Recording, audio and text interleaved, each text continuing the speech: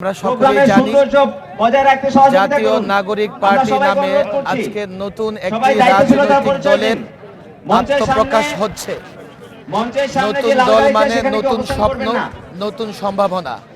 আমরা এই দলকে নিয়ে স্বপ্ন দেখতে চাই। আমরা মনে করি এই দলের নেতৃবৃন্দের মধ্যে প্রচুর সম্ভাবনা আছে, যেহেতু তারা জুলাই এবং আগস্ট একটা অভ্যুত্থান, একটা বিপ্লবের মাধ্যমে দেশকে নতুন করে স্বাধীন করেছে এবং তারা এখন একটি নতুন রাজনৈতিক দল ঘোষণা করছে।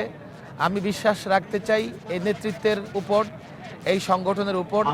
তারা বাংলাদেশকে নতুন স্বপ্ন দেখাবে, নতুন সম্ভাবনার দিক উন্মোচন করবে। তারা এমন একটি বাংলাদেশ গঠনে তারা কাজ করবে, যেই বাংলাদেশে দুর্নীতি থাকবে না, সাম্প্রদায়িক দাঙ্গা থাকবে না, যেই বাংলাদেশে কোনো ধরনের স্বজনপ্রীতি থাকবে না, ধর্মীয় স্বাধীনতা থাকবে এবং আমরা সকলে মিলে মিশে এই দেশে বসবাস করব।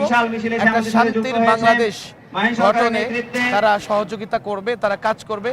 আমরাও দীর্ঘদিন ধরে কাজ করে আসছি। আমি ইসলামী ঐক্যজোট এর ব্যানারে কাজ করে আসছি, রাজনৈতিক ব্যানার। এবং আমরা, আপনারা জানেন, ১৫টি বৎসর সবচেয়ে বেশি টর্চার, জুলুম সহ্য করেছি আমরা। আমি ব্যক্তিগতভাবে ৩ দফায় লম্বা সময় রিমান্ড এবং জেলে ছিলাম।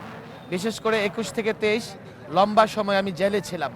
মূলত এই জেল এবং এই কুরবানির একটাই লক্ষ্য ছিল, দেশ যাতে ফেসিবাদ মুক্ত হয়, দেশে যাতে মানুষ স্বাধীনভাবে নিরাপদে আপনার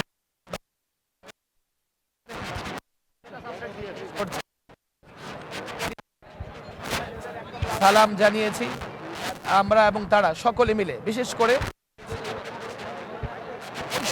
বাংলাদেশে শান্তি চায়, যারা বাংলাদেশে স্বাধীনভাবে ধর্মকর্ম পালন করতে চায়, আমরা তাদেরকে নিয়ে, দেশপ্রেমিক জনতাকে নিয়ে,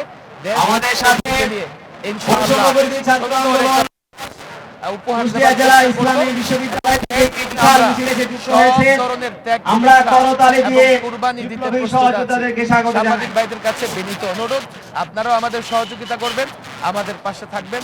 আল্লাহ আমাদের সকলকে দেশ এবং জাতির কল্যাণে কাজ করার তৌফিক দান করুন।